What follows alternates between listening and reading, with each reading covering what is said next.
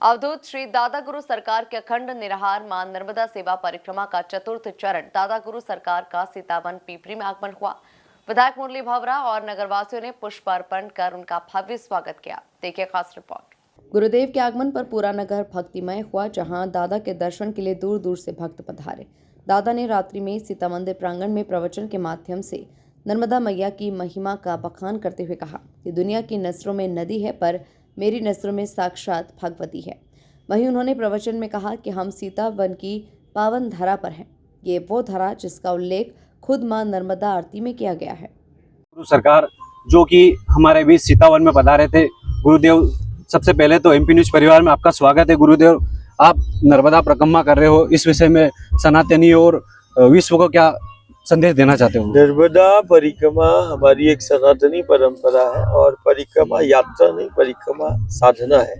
एक ऐसी साधना जो मूल आधार शक्तियों का जहाँ एक तरफ परिचय कराती है, वही नर्मदा परिक्रमा एक ऐसी साधना है जो जीवन को जीना सिखाती है, मूल आधार शक्तियों का परिचय कराती है, साक्षात्कार कराती है।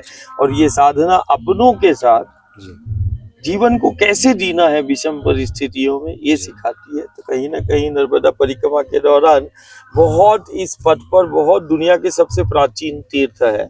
उन्हीं तीर्थों में से एक तीर्थ है जहाँ पर हमने सुना है कि अयोध्या प्रभु श्री राम की जन्म स्थली है, लेकिन यही नर्मदा का पथ प्रभु श्री राम की 24 वर्षों की साधना स्थली है। और वही ये पथ और इस पथ पर आने वाले जो अभ्यारण्य है, यहाँ पर माता सीता का आगमन हुआ। आज ये वन, जिस वन पे हम संवाद कर रहे हैं, इसको सीता वन बोलते हैं। जहाँ सीता मैया रही वो महर्षि वाल्मीकि के आश्रम में, और इसी सीता वन में लव कुश का भी जन्म हुआ।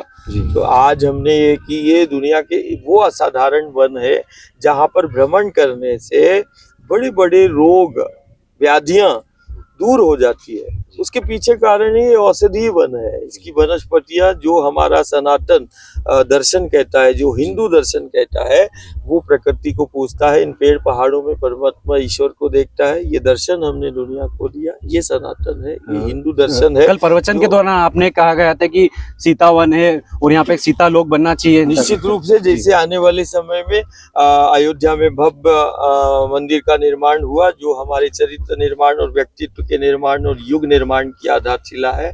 जैसे उज्जैन में क्षिप्रा मैया के तट पे महाकाल का बाबा का महालोक बना, ऐसे ही आने वाले समय में सीता वन में वो भगवती सीता का लोक बनेगा।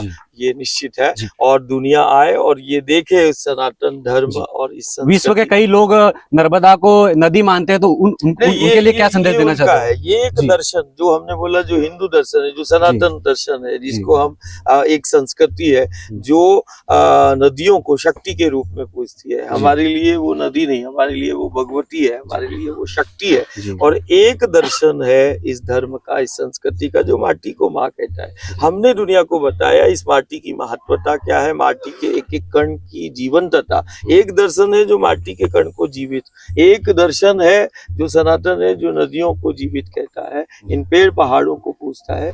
तो आज सारी दुनिया उसी धरा के लिए एक हो रही है, उसी धरती की अब महत्वता को जान रही है कि इस माटी के बिना हमारा कोई अस्तित्व नहीं है। हम तो युग बीत गए, हम माटी का मान करते हैं, हम माटी की महिमा और माटी के महत्व को हम जानते हैं, हमने दुनिया को बताया।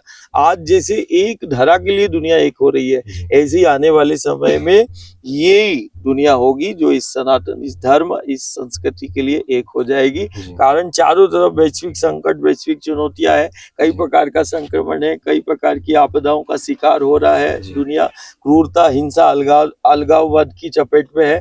यदि कोई समाधान दे सकता है वैश्विक संकट और चुनौतियों का, तो यही संस्कृति है और यही परंपराएं हैं, यही मान्यताएं हैं जो प्रकृति की निकटता में जीना सिखाती हैं, जो धरा पर केंद्रित जीवन जीने की बात करती है, जो नदियों पर केंद्रित जीवन सुरक्षा और व्यवस्था की बात करती है।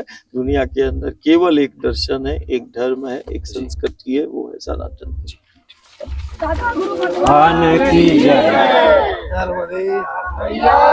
दादा गुरु सरकार यात्री विश्राम के दौरान अगले दिन सुबह लव कुश जन्मस्थली वाल्मीकि आश्रम सीता वन आए, जहां उन्होंने मीडिया से चर्चा में कहा कि मां सीता ने यहां अपने पुत्र लव कुश को जन्म दिया था। ये पावन भूमि है। यहीं से कुछ दूर लव कुश ने बाल्यावस्था में अपने पिताजी मर्यादा पुरुषोत्तम भगवान राम के घोड़ों को बांध दिया था, जहां पर घोड़े के खुर के निशान भी मौजूद हैं। इस दौरान पुलिस विभाग, वन विभाग, स्वास्थ्य विभाग, पंचायत विभाग पर प्रशासन का काफी सहयोग रहा। Bureau report, MP news, Udaynagar.